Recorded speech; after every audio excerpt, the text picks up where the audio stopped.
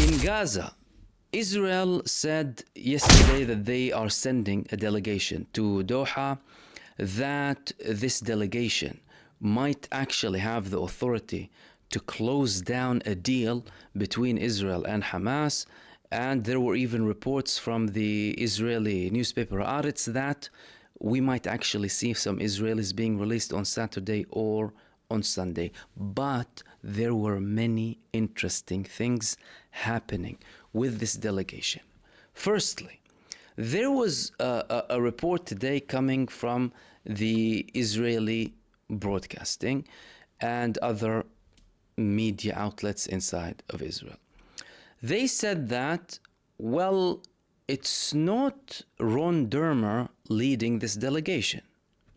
Benjamin Netanyahu appointed Ron Dermer after he supposedly removed all of the key figures from the previous delegation to go and talk because he is his number one aide. He trusts him the most. But now, all of a sudden, we have a U-turn. What exactly happened? The report from the Israeli Broadcasting Authority said there were the Shabak or the Shin Bet representatives, the IDF representatives, and a professional delegation. The powers that were discussed yesterday haven't been confirmed, but there were reports that a deal could be reached, like we said. But Netanyahu is remaining silent. Netanyahu is not saying a word.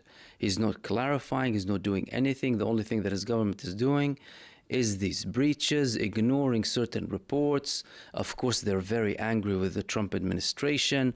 Ron Dermer went and a report said that he actually went and met Adam Bowler following his statements of the Hamas nice guys. That later led Adam Bowler to retreat and say, oh, no, clarification, no, they're bad and they're a terrorist movement and they're this and that. All right. Clearly, Israel is unhappy, but these negotiations are still ongoing. And the fact of the matter is, they are moving ahead. There is actual progress. There's actual progress that Israel or the Israeli government doesn't necessarily like. Another important thing that came today is a statement from Avi Dichter, a main figure in the Netanyahu government, saying that, well, these statements that came from Bowler, they're naive. He doesn't know Hamas, he doesn't know their ideology, and, he's believing that they can somehow, not have these armed movements against us, and that's not going to happen.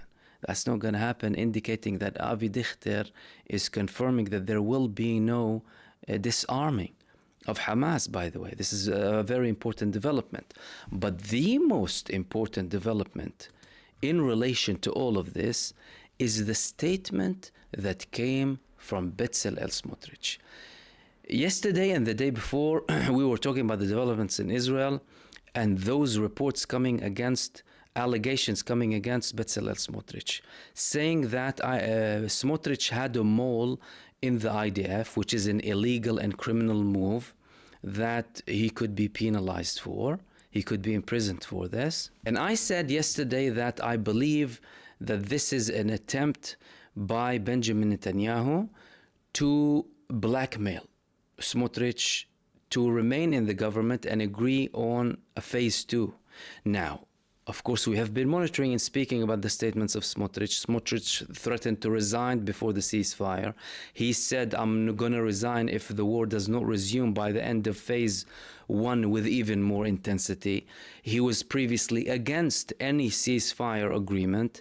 He always prioritized the continuation of the war and the rebuilding of settlements in Gaza and expansion of settlements in Gaza at the expense of returning any Israeli from Gaza, likewise with members of his party.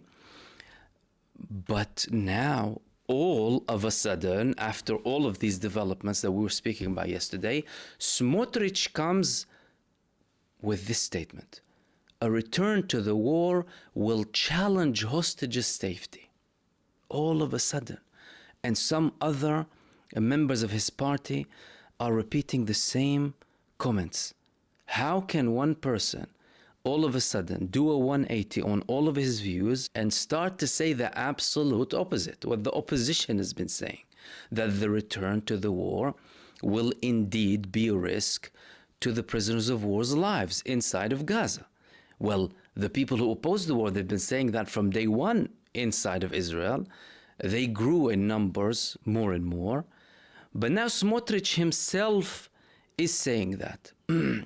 What do we understand from this? Well, we do understand that absolutely this is linked somehow to that report that was leaked and most likely orchestrated by Benjamin Netanyahu to release those documents or allegations against Smotrich in Israeli media that he had a mole inside of the IDF. Although these moles that they were speaking about were talking about months before. It's nothing recent because we've had a ceasefire for approximately 50 days. No active combat inside of Gaza. So someone knew about it already because there were reports saying that it was known at the time anyway. But somehow a decision has been made to release this information now. Why?